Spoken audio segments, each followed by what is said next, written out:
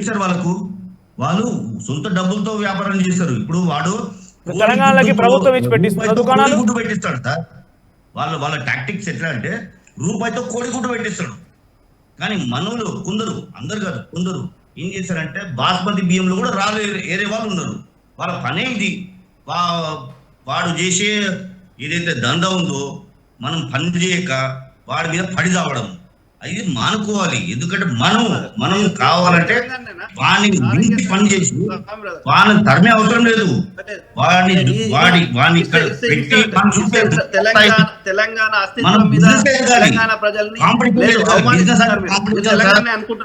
లాక్కోవడం కాదు. Business we have to make sure that మనం business మనం కూడా టాటాలు అవ్వాలి. ఓన్లీ టాటాలు బిజినెస్ కాదు. మన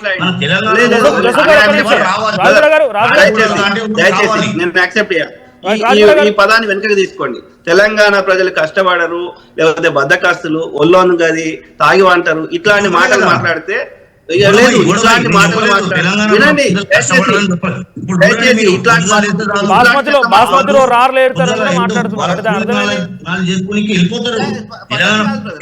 పద్ధతి కాదు కామన్ వాడండి.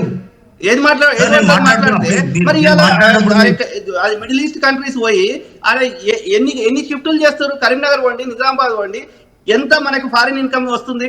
అభివృద్ధి దేశాలు యూరోప్, అమెరికా, మిడిల్ ఈస్ట్ ఎంత లేబర్ తెలంగాణ పని చేయకపోతే మరి వాళ్ళ పిల్లల్ని ఎవరు పోషిస్తారు? మీరు పోషిస్తురా? మేము ఇప్పుడు అమెరికాలో ఉన్నా, నేను ఐటీలో జాబ్ చేసిన 20 ఏళ్ళు. ఓకే, సో ఇప్పుడు 90 ముందటనే గ్యాస్ స్టేషన్ ఉంది. గ్యాస్ స్టేషన్ అంటే పెట్రోల్ బంక్. సో అందులో 3 షిఫ్ట్లు ఉంటాయి. ఓకే, ఎవ్రీ 8 hours కి షిఫ్ట్ మారుతుంది. సో ఎందుకని ఆ లేబర్ డిపార్ట్మెంట్ అప్పుడు ఇది పోరాటం చేసుకొని ఏదంటే వర్క్ లైఫ్ బ్యాలెన్స్ ఉండాలి. అర్థమైందా? ఒకసారి జోసెఫ్ గారు మాట్లాడిద్దాం. జోసెఫ్ గారు, మీరు ఇందాక బాస్మతిలో కూడా రాలేదు అంటే అర్థం ఏంటి? అంటే మీరు కూడా తెలంగాణ సమాజాన్ని ఉద్దేశించి లేకుంటే తెలంగాణ ప్రజలను ఉద్దేశించి మాట్లాడాలనుకుంటున్నారా? బాస్మతిలో రాలేదడం అంటే ఏంటి? అంటే కొందరు ఉన్నారు సార్, ఖచ్చితంగా ఉన్నారు. అర్థం ఏంటి అంటే దాని అర్థం ఏంటి? అర్థం ఏంటంటే ఇప్పుడు సార్ మనం కష్టపడి మనం తెలంగాణ ఎట్లయితే సాధించుకున్నామో మన పిల్లల్ని కూడా ఇలాగే కష్టపెట్టకుండా మన పిల్లలకి కష్టం ఏదో నేర్పియాలి. అది చేయము. కేవలం వాడు బాగుపడుతుండు, వీడు బాగుపడుతుండు, ఇదేనా ఏడిపోయినా? మనం చేసేది ఏడుపుల తెలంగాణ వస్తారు. మనం తెచ్చుకున్న బంగారు తెలంగాణని బంగారం గుడ్లు పెట్టియాలి. అంతేగాని వాడు వచ్చి ఇక్కడ బాగుపడ్డాడంటే మనం ఉండే ఏ తల్లిని చూపెట్టు, ఏ నాయనని చూపెట్టు, ఇప్పుడు మాట్లాడిన ఫోన్ కాల్లో మాట్లాడిన అన్నం చూపెట్టు. ఆయన పని చేయకుండా తాగి దుకాణంలో కూర్చుంటుండేమో చూపెట్టు. నువ్వు నన్ను ఏం చేయమంటే అది చేస్తావు. నువ్వు అన్న మాటలు నిరూపించు. జోసెఫ్ గారు మాట్లాడండి, చెప్పండి. ఇక్కడ ఆయన ఏమంటున్నారంటే, రాజగూడ గారు ఏమంటున్నారంటే తెలంగాణలో నేతన్నలు అంటేనే పెట్టిన పేరు ఇక్కడ కార్మికులు, కర్షకులు, సింగరేణి బొగ్గు గనులు ఉన్నాయి మన దగ్గర. కష్టపడండి ఏది రాదు. ఏ రాష్ట్రమైనా ఏ దేశమైనా కష్టపడండి పైసలు ఎవరు ఇయ్యారు కదా. మీరు కష్టపడరు అని ముద్రేస్తున్నారా సార్? ఇప్పుడు మన తెలంగాణ ప్రజలు ఎట్లున్నారంటే పొద్దుగాల వాళ్ళు కూడా లేస్తున్నారు. లేచి వాళ్ళ కూలీనాలు పని చేసుకున్న వాళ్ళు అంటే ఓన్లీ కూలీనాలు చేయాలా? వాళ్ళు ఎదుగొద్దా? ఇప్పుడు దాని గురించి ఆలోచించారు.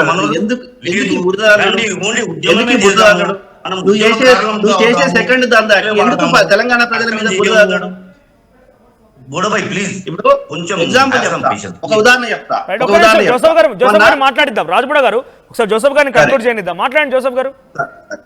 ఓన్లీ ఉద్యమం చేద్దామా? ఇప్పుడు ఉద్యమం అందరూ చేస్తలేరు సార్, కానీ ఏం చేస్తున్నారు?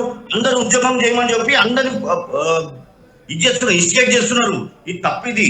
అందరు పని చేయండి రా భయ్. అందరు పని చేసి వాళ్ళని మించిపోతాము. వాడేమన్నా అంటున్నా నేనే మించిపోతా అని చెప్పి. ఇంకొకటి సార్, వాళ్ళు చేసేది ఉద్యోగాలు కాదు. మార్వాడీలు చేసేది హైదరాబాద్ లో కానీ తెలంగాణ కానీ ఉద్యోగం కాదు. వాళ్ళు చేసేది వ్యాపారం చేస్తే మన సత్తా వాళ్ళ మీద చూపించాలంటే మనం కూడా డబుల్ ఉద్యోగాలు మన పిల్లలు కల్పించాలంటే మనం కూడా ఇక్కడ పెద్ద పరిశ్రమలు పెడదాము. వాళ్ళని మించిపోతాము. ఇప్పుడు టాటా బిర్లా ఉన్నారండి, నార్త్లు ఉన్నారు. ఎందుకున్నారు? ఎందుకంటే వాళ్ళు కష్టపడ్డారు. మనం కూడా కష్టపడదాం. వాళ్ళని మించి కష్టపడతాము. ఇంకొకటి, ఇప్పుడు మా ఏరియాలో 7 చికెన్ సెంటర్లు ఉండేనండి. కొందరు బ్యానర్ పెట్టుకుంటారు, మార్కెట్ రేట్ కన్నా 20 రూపాయలు తక్కువ ఇస్తా అని చెప్పి ఖచ్చితంగా వెళ్తారు. కానీ ఆపడానికి మీరు నేనెవరిని? అది కన్జ్యూమర్స్ రైట్. అది నాకు తక్కువ దొరికితే ఖచ్చితంగా ఇస్తా నేను, అంతేగాని నువ్వు ఎందుకు బోర్డు పెట్టావు అని కూడా చెప్పలేము. ఇప్పుడు అలా చెప్పుకుంటూ కూర్చుంటే బయట బోర్డులు పెట్టుకోలేరు. ఇప్పుడు హరేక్ మాల్ తెస్తారండి, ఎక్కడికెళ్ళో తెచ్చి హరేక్ మాల్ అమ్ముకుంటున్నాడు. రేమండ్ అంటాడా అరే నువ్వు ఎందుకు తెస్తున్నావు రాబాయ్ అని చెప్పి చెప్పడాడు. నీ కాంపిటీషన్ నీది, నా కాంపిటీషన్ నాది. వాడు బ్రాండ్ మెయింటైన్ చేసి కష్టపడరు అని మీరే అంటున్నారు, కష్టపడరు అని మీరే అంటున్నారు, వాళ్ళని మించి ఉద్యోగాలు పెట్టాలని మీరే అంటున్నారు. అంటే మీరు ఏ వైపుగా ఉన్నారు? కష్టపడరు అనేటువంటి దానికి వైపుగా మీరు బలంగా ఉన్నారా, లేకపోతే వాళ్ళకి మించి పెట్టాలనే వైపుగా బలంగా ఉన్నారా? మించి పెడదాము. మించి పెట్టాలంటే మనం కష్టపడుతున్నారు కదా. తెలంగాణ ప్రజలు ఎక్స్ప్లాయిట్ అవ్వకుండా తెలంగాణ ప్రజలు కూడా ఎప్పటికప్పుడు వాళ్ళ దగ్గర నుంచి వచ్చిందే ఉద్యమం. మీరు గమనించండి, నిత్యం ఆ 365 రోజుల్లో తెలంగాణలో ఏదో ఒక రకంగా ఒక చిన్న ఉద్యమాలకి పురిటిగడ్డ ఇది. మొదటి నుంచి 1960 తెలంగాణ ఉద్యమం, అంతకంటే ముందు నుంచి నిజాం రాజు ఉద్యమాలతో కడుపు నిండదు సార్. ఉద్యమం చేసే కడుపు నిండదు, నిరసన చేసే కడుపు నిండదు, కష్టం చేస్తేనే కడుపు నిండుతుంది. కష్టం చేయండి. ఎవరు కష్టం ఎవరు చేయట్లేదు అనుకుంటున్నారు? కష్టం ఎవరు చేయడం మీరు? ఇప్పుడు నేపాల్ లో ఉన్నారు, మనం తప్పు మాట్లాడదు వాళ్ళ గురించి. పాపం వాడు కూడా మనకు సర్వీస్ చేస్తాడు. ఆ ఫ్రైడ్ రైస్ నూడిల్స్ ఏదైతే ఉందో చాలా మంది ఆకలిని అర్ధరాత్రి కూడా తీరుస్తాడు వాడు. రేపు వాళ్ళ మీద కూడా పంజాబ్ వేస్తుంటారా? తప్పు సార్ ఇది. కష్టపడ్డా కూడా ఫలితం లేకుండా పోతుంది అనేది వాళ్ళ వర్షం. కష్టపడుతున్నాం, ఎందుకు కష్టపడలేదు? తెలంగాణలో ప్రజలు కష్టపడట్లేదని అంటే ఇక మీకే తెలియాలి మరి ఎట్లా అంటారు. ఇక్కడ తెలంగాణ ప్రజలు కష్టపడతలేరు అంటేనేమో వాళ్ళు తెలివిగా కష్టపడతాము మనము. ఇప్పుడు సార్ ఒకటి మార్వాడి సంఖ్య ఎంత, వాళ్ళు మన మీద భారీ పడ్డారా? రాజ్గూడ గారు అడుగుతా నేను. రాజ్గూడ గారు, జోసెఫ్ గారు అంటుందంటే తెలంగాణ వాళ్ళని మించి పెడదామని ఆలోచనతో ఉండాలి కానీ వాళ్ళ దగ్గర ఉద్యోగాలు తీసుకుంటామని అంటున్నారు ఆయన. అదే బ్రదర్, ఆయన మాట్లాడుతున్న వాటికి ఏదైనా మాట్లాడితే ఓకే, కామన్ సెన్స్ కొంచెం ఒక డేటా తోటి మాట్లాడాలి అట్లీస్ట్. ఓకే, నేనేమంటున్నా బ్రదర్, తెలంగాణ వాళ్ళు కష్టపడతలేరు అంటున్నారు కదా, ఒక్క మీకు తెలిసి ఎవరన్నా వినండి దయచేసి, మీరు మాట్లాడండి. సో మీకు తెలిసిన వాళ్ళు ఎవరైనా తెలంగాణ సంబంధించిన వ్యక్తులు వ్యాపారం చేసే వాళ్ళ దినచర్య ఏందో ఒక్కసారి నేను చెప్పమని చెప్తా, లేదంటే మీరు చెప్పండి. వాళ్ళు పొద్దున 10కు సాధారణంగా, ఇప్పుడు నేను సిద్దిపేటలో పుట్టి పెరిగిన. ఓకే, సో సిద్దిపేటలో నేను చూసిన కాడికి వైశ్యులు 10 ఆఫ్టర్ 10, 11, అరౌండ్ 10 తర్వాత 10కు తెరుస్తారు. కానీ ఊర్ల నుంచి బస్ ఎక్కి వాళ్ళు వచ్చేవాళ్ళు 10, 11 తర్వాతనే వస్తారు. ఓకే, సో వాళ్ళు అరౌండ్ 10కు ఓపెన్ చేసి రాత్రి 7 కొన్ని వాళ్ళ వ్యాపారాన్ని బట్టి కొన్ని 7 గంటలకి, కొన్ని 8, 9, అరౌండ్ 9 గంటలకు, కొన్ని 10 గంటలకు కూడా క్లోజ్ అవుతాయి. కష్టపడతారా లేదా అని ప్రజలు డిసైడ్ చేసుకుంటారు, ప్రజలు మాట్లాడతారు. ఎందుకంటే ప్రతిసారి కష్టపడరు అని చెప్పి ఈ ముద్ర వేయడం మనం కూడా పొరపాటేమో. దాని గురించి పెద్ద క్లారిటీ ఇవ్వాల్సిన అవసరం కూడా లేదు. లేదు, ఇక్కడ క్లారిటీ ఇవ్వాలి. ఎందుకు ఇవ్వాలంటే మొన్న జిగ్నేష్ బ్రదర్ కూడా ఏం చెప్పిండు, ఆయన జిగ్నేష్ దోష అంటే ఆయన మీ ఛానల్ ఆర్టీవీలని ఏం చెప్పిండు, ఏది పొద్దుగాల మేము స్నానం చేసి 7 గంటలకు తెరిచి దుకాణం తెరిచి కూర్చుంటాం అంటున్నాడు. అంటే మేము కూడా తెలంగాణలో కూడా పొద్దుగాల 7 గంటలకు తెరవాలంటున్నాడు, 6 గంటలకు 7 గంటలకు. అది కరెక్ట్? అది ఆయనకంటే నేనేమంటున్నా, ఆయనకి వర్క్ బ్యాలెన్స్ అనే, వినండి, వర్క్ బ్యాలెన్స్ అనే కాన్సెప్టే తెలియదు. ఒక 8 అవర్స్ పని చేస్తే, ఇప్పుడు మీరు పొద్దున్న నుంచి 24 అవర్స్ ఆర్టీవీలో పని చేయమంటే చేయగలుగుతారా బ్రదర్?